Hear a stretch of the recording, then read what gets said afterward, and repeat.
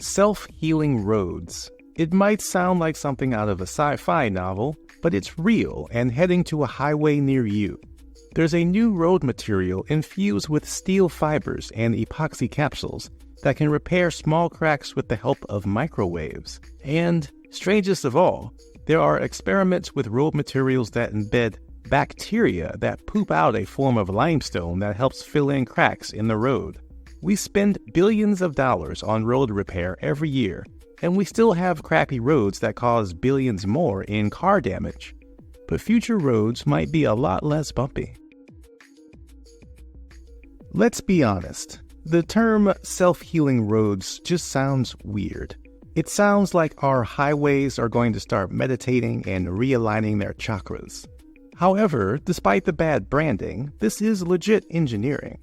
Most recently, a company in the Netherlands called Basilisk is taking road maintenance into strange new worlds by embedding a limestone pooping bacteria into concrete. Here's how it works. Carefully selected strains of bacteria are precisely added to compounds that can be included in the concrete mix for new construction, or added into mortar or liquids for repairing existing concrete. When the dormant bacteria come into contact with oxygen and water, they start to multiply. As they do so, they consume naturally occurring nutrients in their environment. Now, of course, with all living things, what goes in must come out. And in this case, the waste product from the greedy little bacteria is calcium carbonate, also known as limestone. The limestone fills up the cracks, and the concrete's structural integrity is restored. This process can repeat itself again and again as long as there's enough bacteria left. And the need for manual repair has dramatically decreased. The tech is gaining popularity in Europe, and if the long-term results pan out, our roads might end up with more active cultures than a cup of Greek yogurt.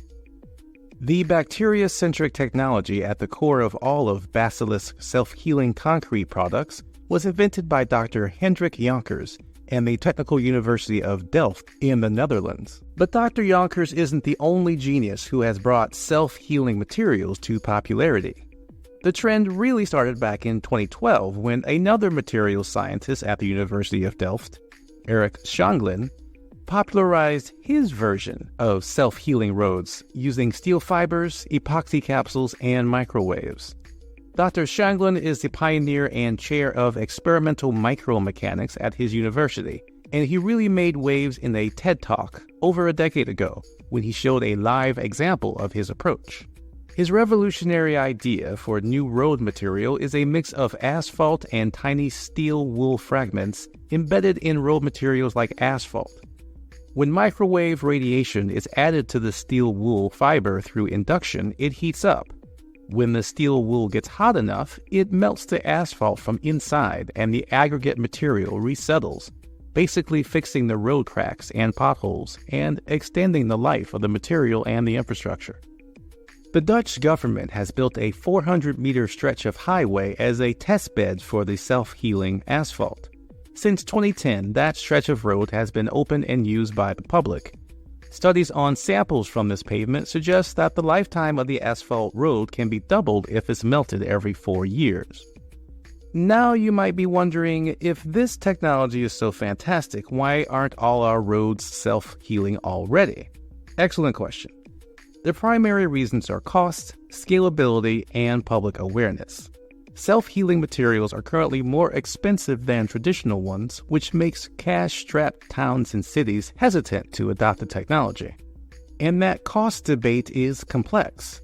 In the Netherlands, with their existing road test, some economic estimates say that self-healing asphalt would cost about 25% more than regular asphalt up front. But over time, it could save the Netherlands 90 million euros in repair costs if all roads are made with it. Besides cost, the technology is still being refined. Besides the methods mentioned in this video, there are other techniques, including embedding capsules of quote-unquote healing materials within the concrete that break open when damage is done. While all the methods are promising, none of them are a cure-all yet. For instance, Self-healing asphalt might not work as well in extremely cold climates where the repeated freeze-thaw cycles cause more severe damage than the self-healing elements could deal with over time. And then there's the public's general ignorance about this technology. Let's face it, road repair is not exactly headline news. You don't see breaking news alerts saying, "Self-healing concrete makes minor crack disappear in record time." Voters can't lobby their politicians to use solutions they aren't even aware of. But hopefully this video helps get the word out. Despite the challenges, the future of self-healing roads looks bright. Governments and private companies are investing more into research in this area.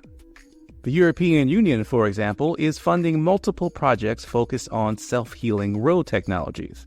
The idea is that by investing in these technologies now, we save money on maintenance in the long run. It's the infrastructure equivalent of eating healthy today, so you don't have to deal with a heart attack tomorrow. So the next time you're driving and curse as your car hits yet another pothole, remember this: somewhere in a lab or a test site, scientists are working on a solution. And who knows, in a few years, that pothole might fix itself. And that's something to be hopeful about.